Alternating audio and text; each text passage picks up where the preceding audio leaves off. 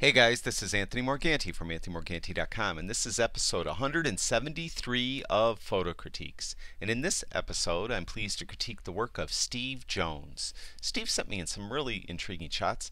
This first one, it's kind of a mundane scene. We've got a bolt sticking out of this water here, and Steve did a nice job with the composition. You have leading line of this little trough leading you through the picture, and you can see the bolt here, and see the picture itself. It's really a mundane scene, but Steve did a nice job of portraying it in the best way possible to get you, some interest and nice reflection too.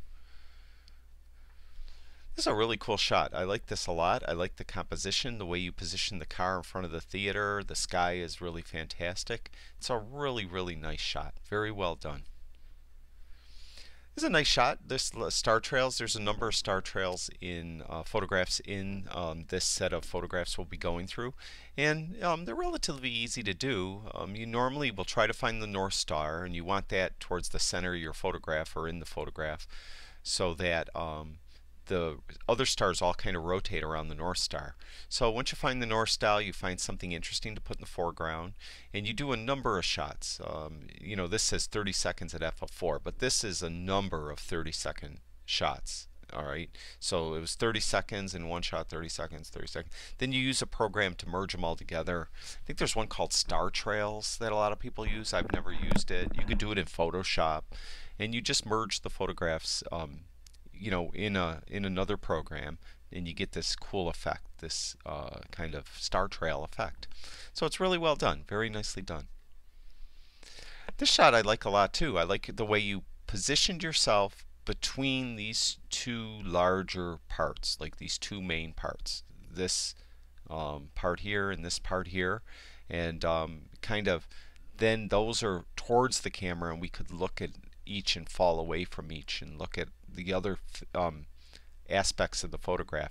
The only thing, as I mentioned many times in architectural shots, especially when you're using a wide-angle lens, the buildings tend to fall away. They tend to fall away from the camera. Also, things towards the end tend to tilt in, like they'll tilt in a little bit.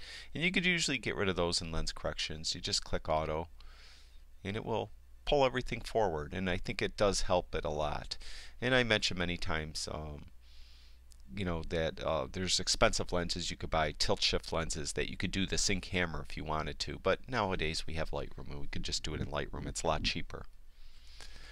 It's a nice shot. All the colors kind of bled out of it, and it's just a cool composition. It's a busy scene, but you did a nice job. I mentioned a lot of times in the critiques, if you have a real busy scene, if you do it in monochrome, it tends to take out that component of confusion out of the shot, because if all the color was in the scene, that would confuse our brain too, because it's so busy and we have all this color, and it kind of throws our brain for a loop. But taking the color out of the shots, very well done. The only other thing, I say this all the time, you guys probably are tired of me saying this, but on shots like this too, add a vignette, because it is pretty bright. And even a slight vignette like this, it darkens down these edges, and as you look at it like this, these edges are so bright, and our eyes tend to want to look at the bright parts of a scene. That's just the way our brain works. Our eyes will get drawn to the lighter parts. But if you add a vignette, it helps pull you more towards the middle of the shot, and I think it would help a lot on this shot. There's another star trail similar, like 30 seconds up before, and as I mentioned, that's a number of 30-second exposures, and they're all merged together, and we have a foreground element, is this building here and the silo, or right here. And it's a really nice shot, very well done. Here's a hummingbird. It's an unusual color, hummingbird. I've never seen one that color that I remember, but it's a nice shot. Again, it's very busy. On this one here, if you could have got closer, I know you only had a 70 to 200 millimeter lens, or move closer and try to eliminate some of this background noise. I think it would have been a stronger shot. I'd like to put that like right there, maybe his eye right there. Yeah, something like that I think would be a stronger shot. But it's very well done, and we have a little motion, so it's at 1/1000th of a second. It's still showing some motion in the hummingbird's wings. You don't want, I mentioned this a lot of times with hummingbird shots, you don't want to shoot it so fast, like 1/4000th of a second, and you're freezing the wings. It just looks like a fake bird hanging by a string, and you don't want that. You want some movement. To show some movement in the wings, and focus on the eye, and the rest of the bird will be really in sharp focus. It's a really incredible shot, you know, the fire, and we have the fireman over here. It's nice composition. It's a tough shot to shoot. You could shoot on auto, and it's hit and miss, but you did a nice job. It's 1/50th of a second f/4 ISO 1000. It's a great shot. I really like this. The chickadees looking to the bigger part of the frame. I always mention that. Whichever way the bird is moving through the frame or looking, you want that the larger part of the frame usually. And it's a real nice job. Perfectly focused on the bird's eye. Really well done. It's nice composition. We have some lines going through from the branch, and they're almost diagonal lines as they come up. So it's really a nice shot. And this bird too. This gold crown. I'm not a birder really, although I kind of know birds just by taking photographs of them.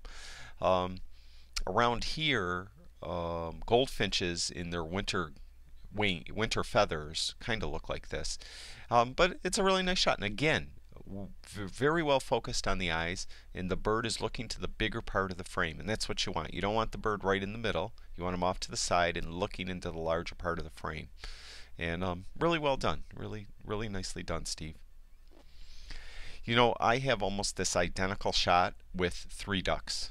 I really do. They're in the lower right hand corner in this same kind of color with the water. It was the same similar conditions with reflections. I should have dug it out and put it in this group so I could show you. But it's a really nice composition. I like what you did. You have the duck off lower to the right, not bullseyed. And this is all this kind of negative space up here adds to the interest to the shot, and it's really a cool shot. Very well done. This shot I like a lot. Again, it's kind of like the colors drained out of it. It's too bad this bush is here. That's obviously off season. It's winter, so there's no leaves.